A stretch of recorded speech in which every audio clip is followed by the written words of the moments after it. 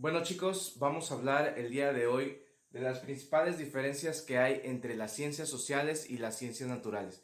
Si bien anteriormente vimos cómo estudiosos como Saint-Simon veían a la sociología como parte de la fisiología social, o veíamos que en un principio Augusto Comte denominaba esta nueva ciencia como física social. Hay que mencionar que en un principio, cuando surge la Ilustración a mediados del siglo XVIII y el surgimiento del estudio de las ciencias sociales como tal, se tuvo que hacer esa separación entre las ciencias naturales y las ciencias sociales. En un principio se contemplaba la sociología dentro de las ciencias naturales como parte de la naturaleza humana. Sin embargo, hubo una disparidad entre que las ciencias sociales se deberían de estudiar aparte, ya que existen muchas diferencias entre lo que son las ciencias naturales y las ciencias sociales. Primero, vamos a empezar cómo se clasifican las ciencias. Ciencias naturales, ¿cuáles son? Estudian el mundo de los seres vivos. Aquí podemos encontrar biología, podemos encontrar ecología, podemos encontrar botánica, ciencias de la salud, etcétera, etcétera. Todas estas ciencias que agrupan la naturaleza que entorna a los seres vivos y no solamente a los humanos, estamos hablando de animales, de plantas, se conoce como ciencias naturales, ¿no? Las ciencias naturales generalmente te llevan a que se establezcan leyes dentro de la naturaleza de la humanidad y son mucho más sencillas que estudiar que las ciencias sociales, en el sentido de que no hay una complejidad de acuerdo a la perspectiva de los autores. Vamos a retomar esta parte. ¿Qué son las ciencias sociales? Estudia el comportamiento de los grupos humanos, observa e interpreta los hechos sociales. Ojo, aquí hay que mencionar algo muy importante. Si hablamos de ciencias sociales, les comentaba por qué es mucho más complejo que las ciencias naturales. Y tal vez no lo vean a la hora de estudiarlo, sino a la hora de interpretar las teorías. ¿A qué me refiero con esto? De un mismo hecho, existen muchas posturas las cuales cambian la perspectiva de los seres humanos. Por ejemplo, si hablamos que de nueva cuenta a partir de la Ilustración se buscaba generar un conocimiento hacia la población, saber de dónde viene el conocimiento, pues existieron varias posturas, ¿no? Hablamos en concreto las primeras, que fue el racionalismo de René Descartes, que nos hablaba que el conocimiento se crea a través de la razón. Y por otro lado, John Locke fue uno de los partidarios del empirismo, que nos dice que el conocimiento se genera a partir de la experiencia. Por otro lado, Augusto Comte más adelante nos muestra que el conocimiento se crea a partir de la ciencia y la experimentación. A todo esto se le llama polisemia, es decir, varios significados o varias posturas de un solo objetivo como tal. En este caso es determinar qué es el conocimiento. Bueno, si ustedes ven que hay una complejidad para ponerse de acuerdo con un tema tan básico como es el conocimiento, ahora imagínense la complejidad que tiene que haber para hacer un estudio de grupos humanos y grupos sociales. ¿A qué me refiero con esto? Hay muchos factores que determinan las diferencias entre un grupo y otro. Factores como la economía, factores como la política, factores como la cultura, los cuales hacen que una sociedad sea completamente cambiante a otra. Por lo tanto, su estudio no puede ser igual.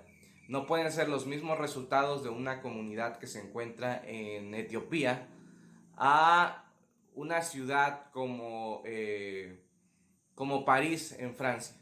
Son dos mundos completamente distintos. Entonces, todos los factores que alteran directamente a la población son lo que marca las ciencias sociales, y por eso es que es tan compleja entenderla. Y por otro lado hay otro apartado, que son las ciencias formales. Estudio de entes no palpables que solo existen en la mente humana. En esta área de ciencias formales podemos encontrar como matemáticas o álgebra. ¿Y a qué se refiere con entes no palpables? Bueno, los números son un ente no palpable. Nosotros sabemos que es el 1, que es el 2, que es el 3, que es el 4, que es el 5, que es el 0. pero no es que físicamente en la naturaleza te vas a encontrar con eso, te vas a encontrar con la misma cantidad que tú quieres, pero no te vas a encontrar con el número como tal. Entonces, ecuaciones, raíz cuadrada, despejes de área, etcétera, etcétera, son complejidades que hay dentro de las ciencias formales. Y por último hay una cuarta categoría que son las humanidades, las cuales determinan el arte y la manera de pensar de la sociedad. Más que de la sociedad, del individuo como tal. Hablamos de normas, hablamos de conducta ética, hablamos de su literatura, su arte, pintura y todas sus expresiones culturales que podemos encontrar dentro de una sociedad y dentro de cada uno de los individuos.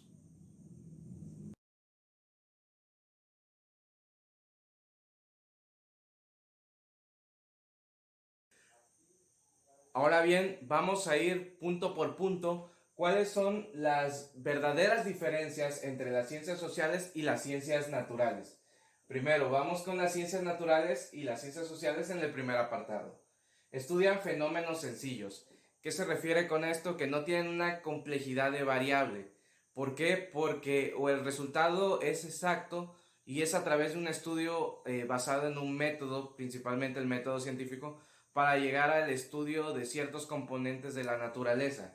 Mientras que en las ciencias sociales el estudio es mucho más complejo.